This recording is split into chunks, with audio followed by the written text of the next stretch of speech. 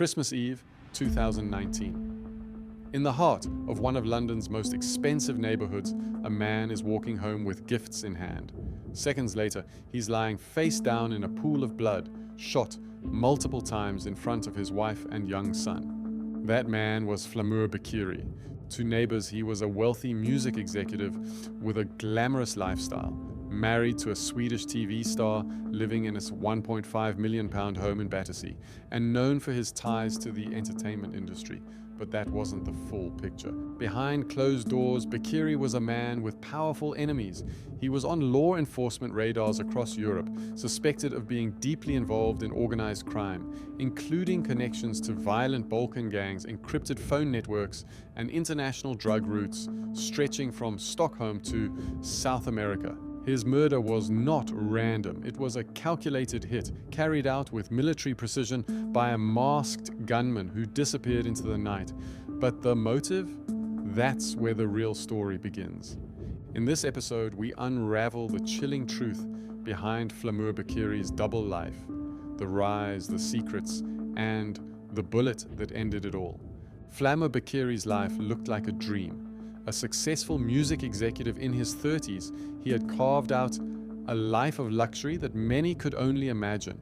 Born in Albania and raised in Sweden, he had grown up far from the war-torn chaos that plagued the Balkans in the 1990s. But the region's shadows would follow him to the end. By the late 2000s, Beqiri had positioned himself at the heart of Sweden's dance music scene. He ran a record label and reportedly worked with major European producers. His success wasn't just professional, it was visual. Flashy cars, designer clothes, and international travel became standard on his social media. But the biggest shift came when he moved to London and married Miss Beqiri, a model and reality star known from The Real Housewives of Cheshire. The pair became a power couple, beautiful, wealthy, and effortlessly magnetic. Together they settled in Battersea, one of London's most exclusive enclaves, just south of the Thames. Their neighbors included foreign diplomats, CEOs, and celebrities. From the outside, it looked like the perfect life. A baby boy, Christmas lights on the house, and a music career that afforded them a lifestyle of excess. But behind closed doors, whispers followed Flamur.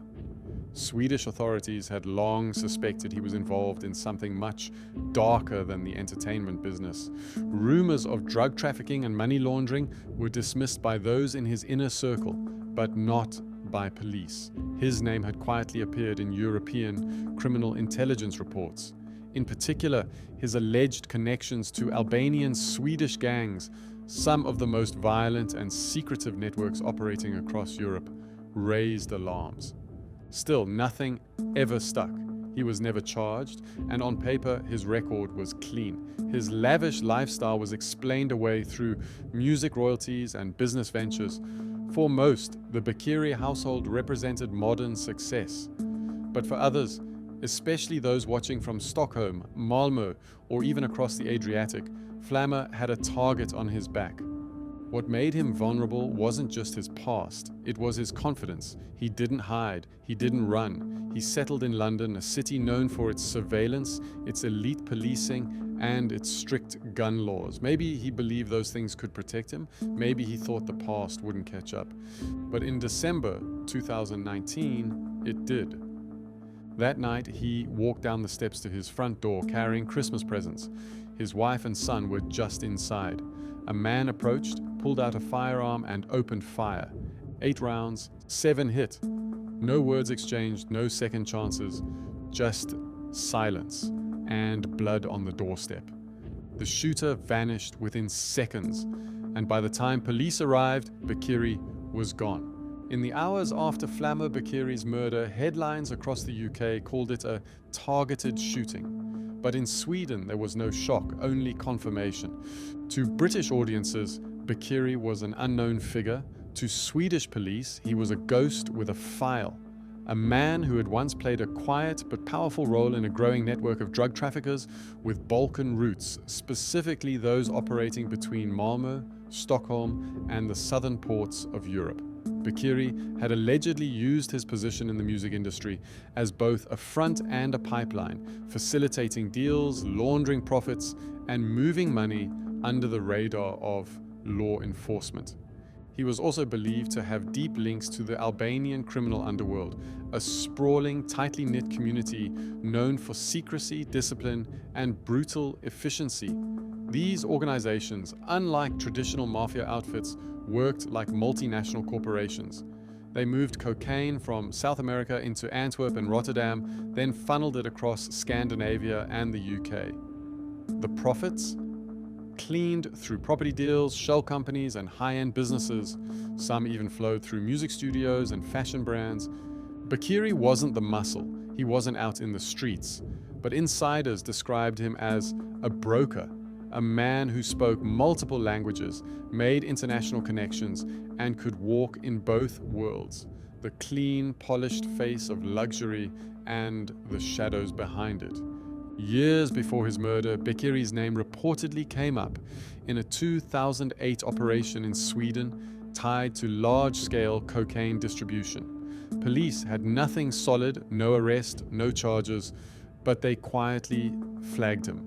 Then he left Sweden, relocated, rebranded. In London, he became a family man. His Instagram showed champagne on yachts, birthday cakes, and music events. But Swedish police believed the move wasn't random, it was calculated. He was distancing himself from past associates, from potential threats, and from surveillance. Still, no one truly escapes that world. In late 2019, Swedish and Danish authorities dismantled a major gang known for running encrypted phones and controlling parts of the cocaine trade. The ripple effect was brutal. Old alliances broke, people vanished, and contracts were issued. Beqiri's name, again allegedly, surfaced. And here's where things darken. There were whispers that Flamur owed someone money, or that he knew too much. Others claimed he'd tried to back away from the business and was punished for it. One Swedish journalist who had followed the Balkan gangs said, "He wasn't the first, and he won't be the last. Once you're in, even stepping away is a crime." Scotland Yard's detectives soon realized this murder was anything but domestic.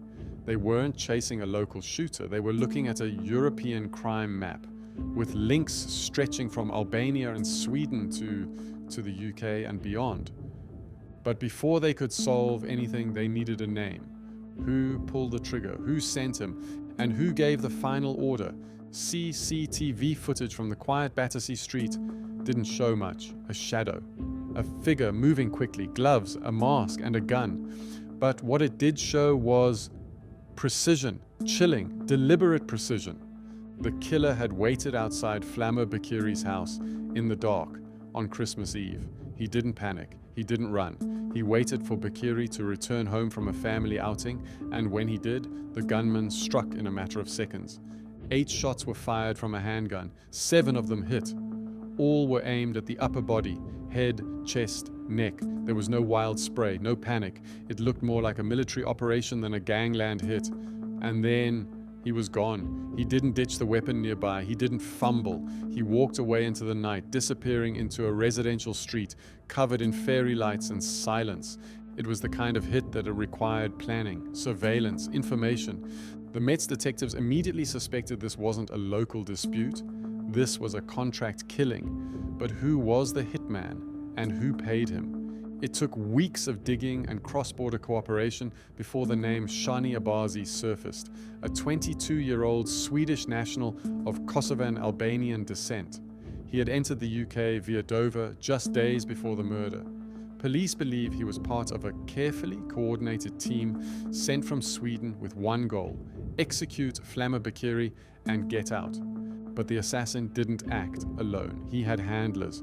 He was tracked by multiple people, and most importantly, he was protected. The weapon was never found. The clothes used were disposed of with near-clinical thoroughness. Authorities also discovered that just before the murder, encrypted phones were used to coordinate movements around Battersea. Messages sent via secure apps revealed an eerie level of detail: Beqiri's routines, the layout of his street, and even speculation on whether he'd be carrying his child when he got home. from outside the UK. Shani Abazi wasn't the mastermind, just the hand. But that raised a more chilling question. If a foreign national could enter the UK, carry out a hit with this level of precision, and nearly get away with it, how many others had already done the same? British investigators reached out to Swedish authorities, who were already deep in gang crackdowns involving Balkan groups. They confirmed it. Beqiri's killing matched the style of several unsolved hits across Europe, carried out with similar efficiency and always involving individuals with Balkan roots. Eventually, Shani Abazi was arrested back in Sweden. Extradition began. But even with one man behind bars, the network around the hit remained hidden. The logistics, the money, the motive. Someone powerful had signed off on Flamur Beqiri's death, and that person was still out there. Inside the Beqiri home, just meters from where the murder took place, Mrs. Beqiri was preparing for Christmas. Her son was playing. The gifts were wrapped. The family had just returned from a holiday outing, and the night should have ended with warmth, not gunfire. Instead, she opened the door to find her husband bleeding out on the doorstep, slumped over the presents, the air still thick with gunpowder. He died there in front of her, in front of their young child.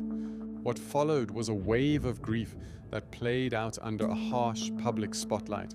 Missa, a well-known model and former Real Housewives star, was now thrust into the heart of a European organized crime investigation. Paparazzi camped outside their home. Journalists questioned her past. Was she aware of Flamur's criminal ties? Was her luxury lifestyle funded by blood money? But Missa stayed mostly silent.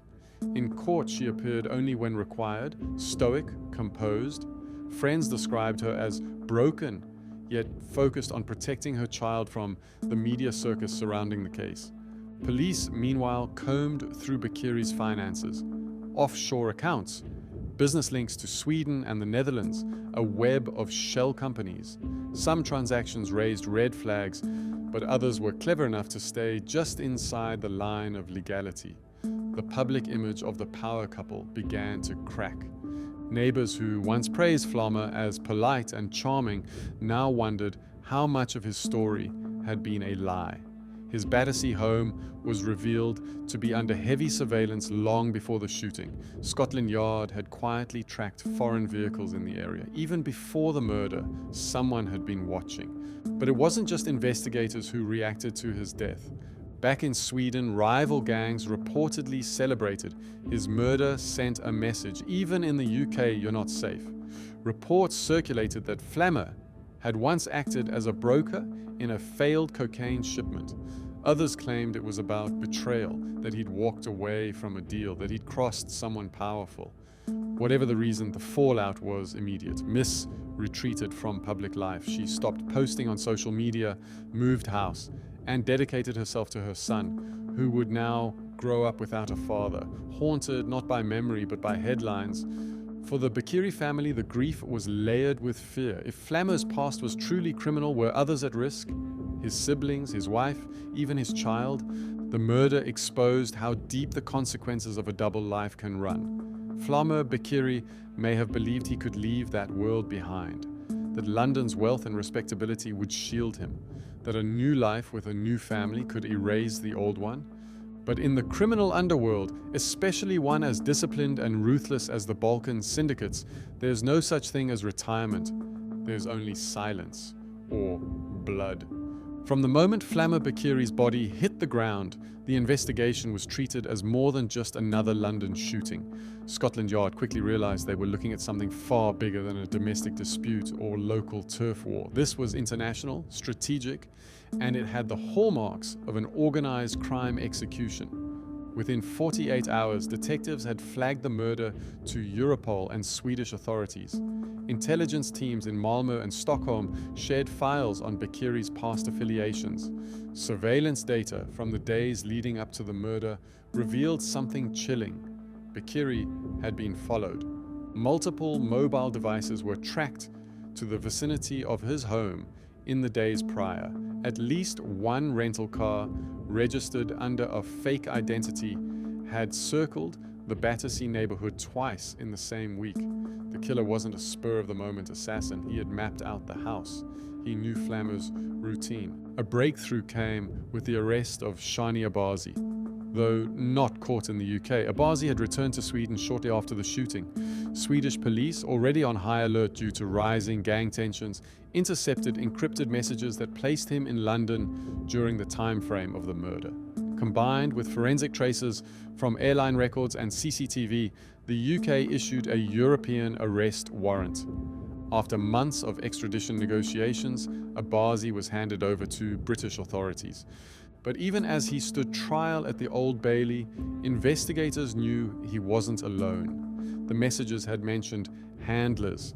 Surveillance pointed to additional operatives in London who'd helped coordinate the hit, drivers, spotters, even logistics support, yet none were captured. The investigation into Beqiri's death ultimately focused on one man, despite clear evidence of a broader network.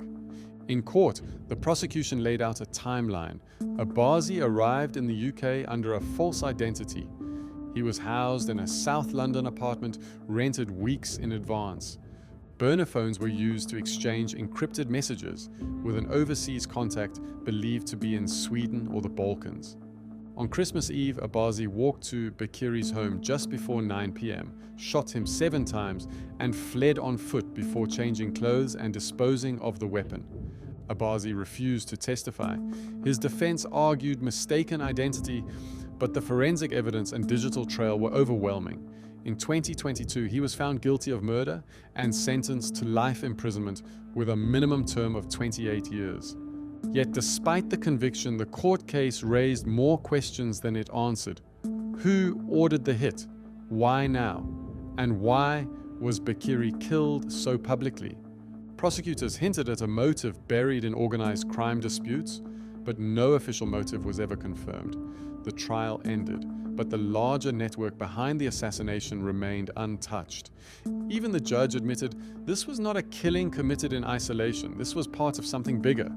Justice was served for now, but the masterminds were still in the wind. Flamur Beqiri's assassination wasn't just the end of a man, it was the broadcasting of a message, one written not in ink but in blood, and it echoed far beyond the streets of Battersea. This wasn't just about personal revenge, this was theatre, a calculated public hit in one of the safest and wealthiest areas of London, carried out on Christmas Eve in front of his wife and child. The timing, the location, the method all pointed to a deeper objective, to show power, to settle scores, and to remind those watching that the reach of organized crime respects no borders, no families, and no holidays. For British law enforcement, the case exposed a frightening truth.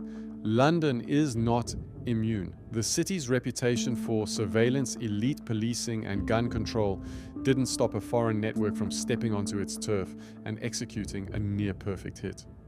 The attack proved what intelligence agencies had feared for years, that Europe's organized crime groups, particularly those from the Balkans, had gone multinational. They are not street-level gangs. They are decentralized, encrypted, and ruthlessly efficient, and they're willing to cross oceans to silence a threat. Swedish police, long familiar with the brutality of Balkan-linked groups, viewed Beqiri's murder as part of a broader pattern.